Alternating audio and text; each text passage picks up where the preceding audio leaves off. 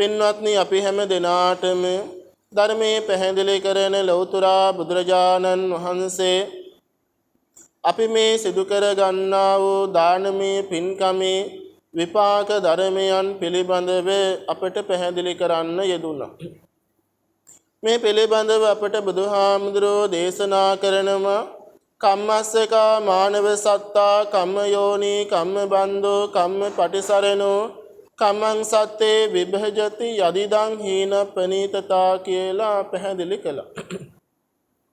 පින්වත්නි අපි හැම දෙනාම මේ මනුෂ්‍ය ලෝකයට එනකොට කර්මයේ දායාද කරගෙන කර්මයේ පිහිට කරගෙන කර්මයේ පිළිසරණ කරගෙන කර්මයේ හේතුවෙන්ම මේ මනුෂ්‍ය ජීවිතය ලබනවා.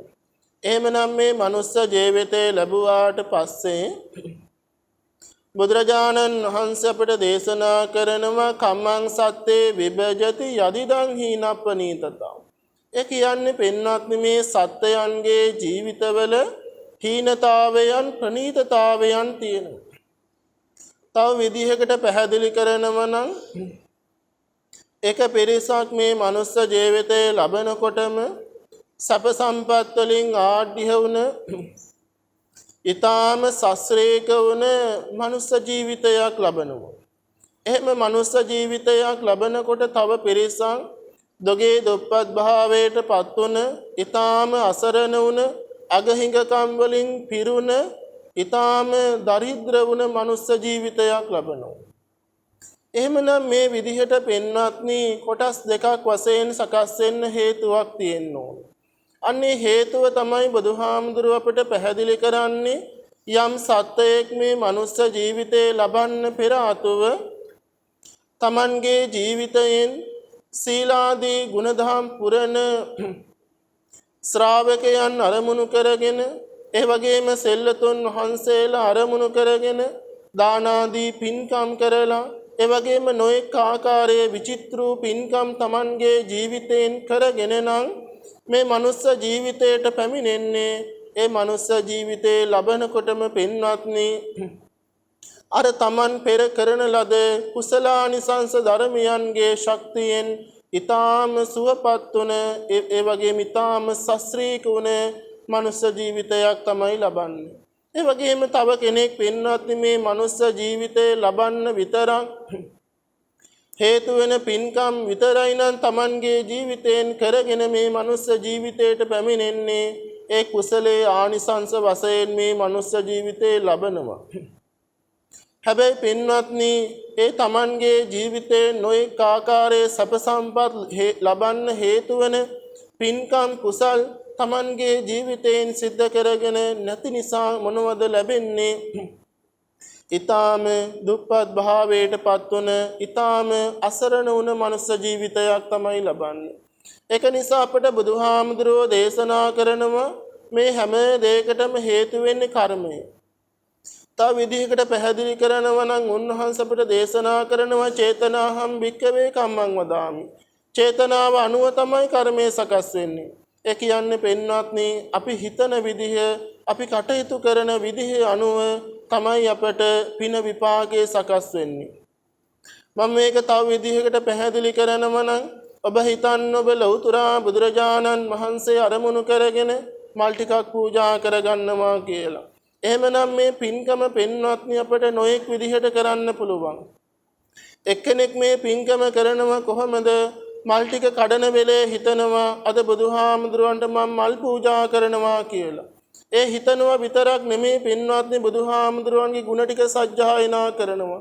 ඒ ගුණයන් තුලින් බුදුහාමුදුරෝ දකින්න උත්සාහවන්ත වෙනවා.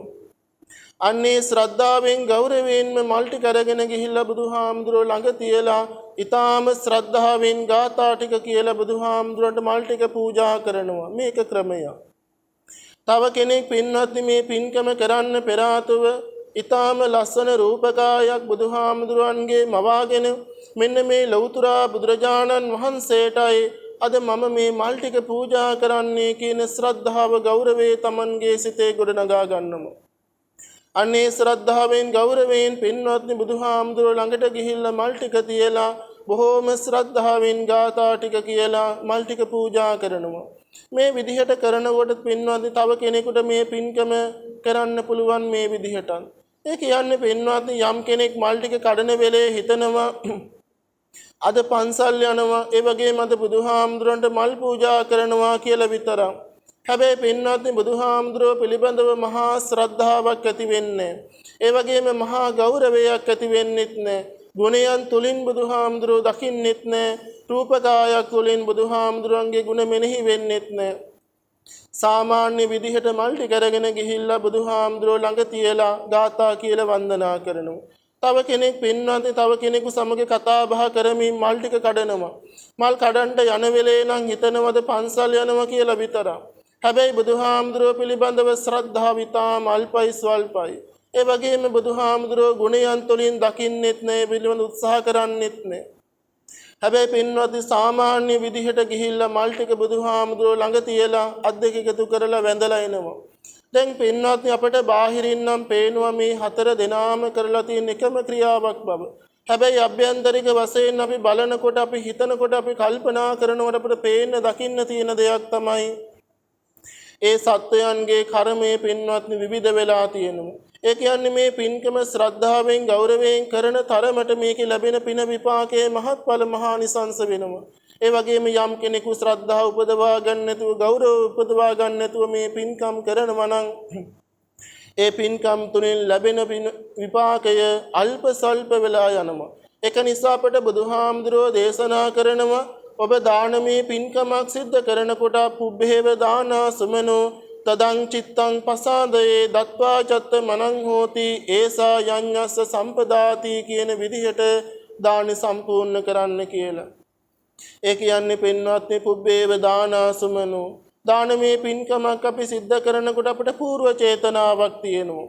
අද දවසේ මේ හැම දිනම මේ පින්කම් සිද්ධ කළාට මේ පිළිබඳව හිතන්න කල්පනා කරන්න යෙදුනේ දැනට මාසයකට එහෙම නැත්නම් දෙකකට විතර ඉහත දේ ඉඳලා. එහෙමනම් ඒ හිතපු දවසේ ඉඳලා ඔබ හැම දිනම මේ පින්කම වෙනුවෙන් මිල මුදල් උපයා සපයා ගත්තා. ඒ වගේම පරිස්කාර අපි මේ විදිහට පිළියෙල කරමු කියන අදහස් ඇති කරගත්තා. අපි දාන්නේ මේ විදිහට ව්‍යංජනවත් මේ විදිහට සකස් කරමු කියන අදහස් ඇති කරගත්තා. ඒ වගේම තමයි ඔබේ ඥාති හිතවත් පිරිස සමග කතා බහ කරලා ඒත් සහ සම්බන්ධ කරගත්තා. එහෙමනම් මේ විදිහට පින්වත් අපි పూర్ව චේතනාව සකස් කරගත්තා. මේ పూర్ව චේතනාව සකස් කර ගන්නකොට අපේ සිතේ බලපවත්වන ලෝභය, දේශය, මෝහය කියන අකුසල මූලයන්. අපි මේ දානමය පින්කමට මිල මුදල් විය පැහැදම් කරනකොට ඒ පිළිබඳව අපේ සිතේ ආසාව තෘෂ්ණාව හට ගන්නවා. එහෙමනම් මේ ආසාව තෘෂ්ණාව අපි පාලනය කර ගන්න ඕනේ. යම් කෙනෙකුට මහා සංඝරත්නයේ පිළිබඳව පැහැදීමක් Tamanගේ සිතේ නැති වෙලා ගියොත් දේශසහගත සිතුවිලි ඇති වෙනවා. එහෙමනම් ඒ වෙනුවට අපි හැම දිනම මේ ස්වාමීන් වහන්සේලා පිළිබඳව ගෞරවයේ මෛත්‍රිය අපේ සිතේ ඇති කර ගන්න ඕනේ. ඒ වගේම යම් කෙනෙකුට මේ දානමය පින්කම් පිළිබඳව හරියාකාරයක අවබෝධයක් Tamanගේ සිතේ නැති වෙලා ගියොත් මෝහ සහගත මුලාවටපත් වුණ අදහස් ඇති වෙනවා. එහෙනම් ඒ වෙනුවට පින්වත්නි අපි හොඳ ප්‍රඥා සහගත සිතුවිලි අපේ සිතුවිලි වල ඇති කර ගන්න ඕනේ මේ පින්කම් පිළිබඳව. මෙහෙම අපේ පින්වත්නි අපේ සිතේ බලපවත්වන ලෝභය, දේශය, මෝහය කියන අකුසල මූලයන් අපි දුරු කරගත්තාම තමයි අපිට මේ දානමය පින්කම పూర్ව චේතනාව අපිට පිරිසුදු කරගන්න පුළුවන් හැකියාව ඇති වෙන්නේ. ඊළඟට අපිට බුදුහාමුදුරෝ දේශනා කරන මුංචන චේතනාවක් පිළිබඳව. මුංචන චේතනාව කියලා සඳහන් කරන්නේ කුමක්ද පින්වත්නි? දැන් මේ පින්කම සිද්ධ කරන වෙලාව. එහෙමනම් මේ පින්කම සිද්ධ කරන වෙලාවෙත් ඔබේ සිතේ ලෝභයක්, දේශයක්, මෝහයක් සකස් වෙන්න පුළුවන්. එහෙම ලෝභය, දේශය, මෝහය සකස් වෙනවා නම් අපි පින්වත්නි මේ වෙලාවෙත් අපේ සිත තුළට ඒ ගලාගෙන එන ලෝභ, දේශ, මෝහයන්ගෙන් සිත වළක්වාගෙන අපි මේ සිත තුළ පිරිසිදු භාවයක් ඇති කර ගන්න ඕනේ. ඊළඟට අපිට බුදුහාමුදුරුවෝ දේශනා කරන අපර චේතනාවක් පිළිබඳව. ඒ කියන්නේ තව ටික වෙලාවක් යනකොට අපි හැම දිනම මේ පින්කම් සිදු කරලා අවසන් වෙනවා. එහෙමනම් මේ පින්කම් සිදු කරලා අවසන් වුණාට පස්සේ පින්වත්නි අපි හැම දිනාටම අරමුණු වෙනවා. ඒ වගේම අපි හැම දිනම කල්පනා කරනවා අද දවසේ අපි මේ සිද්ධ කළ පින්කම පිළිබඳව. මේ පින්කම පිළිබඳව යම් කෙනෙක් සිහිපත් කරනකොට අපර චේතනා වශයෙන් යම් කෙනෙකුගේ සිතේ ලෝභ සහගත සිතුවිල්ලක් ආවනම් ඒ වෙලාවේ පින්වත්නි අපට ලැබෙන පින විපාකේ අඩු වෙලා යනවා. යම් කෙනෙකුට මේ පින්කම පිළිබඳව දේශ සහගත සිතුවිලි ඇති වුණා නම් අපට ලැබෙන පින විපාකේ අඩු වෙලා යනවා. යම් කෙනෙක් මෝහයට බරව මුලාවට පත් වෙලා මේ පින්කම් පිළිබඳව හිතනවා නම් කල්පනා කරනවා නම් අපට ලැබෙන පින විපාකේ අඩු වෙලා යනවා. එහෙමනම් පින්වත් අපි දානමය පින්කම සිද්ධ කළ පමණින්ම අපට මේ පින විපාකය මහත්ඵල මහානිසංස කරගන්න අමාරුයි. ඒ කියන්නේ අපර චේතනාවත් අපි පිරිසුදු කරගත්තාම තමයි අපට මේ පින්කමෙන් ලැබෙන පින විපාකය මහත්ඵල මහානිසංස භාවයට පත් කරගන්න පුළුවන්කම තියෙනවා. එහෙමනම් මේ විදිහට පින්වත්නි චේතනාත්‍රය පිරිසුදු කරගෙන අපි දානමය පින්කම් සිද්ධ කරනකොට බුදුහාමුදුරුවෝ අපිට දේශනා කරනවා තුන් සිත පහදවාගෙන පින්කම් කෙරේම කියලා. එහෙමනම් මේ විදිහට පින්වත් අපි පින්කම් සම්පූර්ණ කරගන්නකොට බුදුරජාණන් වහන්සේ දේශනා කරනවා ඒ විදිහට පින්කම් කරන සත්වයන්ට ඉද නන්දති මේ ජීවිතය තුළ සතුටට සැනසීමටපත් වෙන්න පුළුවන්. ඒ වගේම තමයි පෙච්ච නන්දති පරලොව ජීවිතය තුලත් ඒ වගේම සතුටක් සැනසීමක් ලබන්න පුළුවන්. උභයත්ත නන්දති කියන විදිහට පැහැදිලි කරනකොට මෙලව පරලොව දෙලොව ජීවිතයන් තුළදීම සතුටක් සැනසීමක් ලබන්න පුළුවන්. පුඤ්ඤම් මේ කතන්ති නන්දති විහියෝ නන්දති සුග්ගතින් ගතෝ කියලා බුදුහාමුදුරෝ දේශනා කරනවා. මේ පින්කම් සිදු කරගත්තා වූ පිරිස මෙලව පරලොව දෙලොව ජීවිතයන් තුළදීම සතුටක් සැනසීමක් ලැබලා අවසාන වශයෙන් සුගතිගාමි භවයක උත්පත්ති ලැබුවාට පස්සේ පින්වත්නි අප්‍රමාණ සතුටක් සැනසීමක් තම තමන්ගේ ජීවිතවලින් විඳිනවා. එහෙමනම් මේ විදිහට බලනකොට අද දවසේදී ඔබ හැම දිනම මෙලව ජීවිතයේ තුළ හැම දිනාටම හිතලා කල්පනා කරලා සතුටට සැනසීමටපත් වෙන්න පුළුවන් උතුම් පින්කමක් තමයි මේ සම්පූර්ණ කරගත්තේ.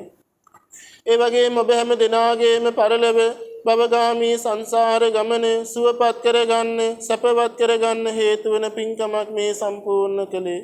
ඒ වගේම අවසාන වශයෙන් මේ හැම දිනාටම නිවනින් සැනසීමට හේතු උපකාර වෙන උතුම් දාන පාරමිතා ධර්මයක් අද දවසේදීත් අපි හැම දිනම සම්පූර්ණ කරගන්න යෙදුනා කියලා කළ කුසල ධර්මයන් පිළිබඳව අප්‍රමාණ සතුට සැනසීමක් හදවත් පුරාවටම ඇති කරගෙන දැන් කල්පනා කරන්න අද දවසේ ඔබ හැම දිනම මේ පින්කම් සිදු කරලා අද දවසේදී මේ පින්කම් වලට සහ සම්බන්ධ වෙන සෑම සියලු දෙනාගේම නමින් මේ පරලොව ගිය ඥාතීන්ට මේ වෙලාවේ පින් දෙනවා කියන අදහස් ඇති කරගෙන තියෙනවා.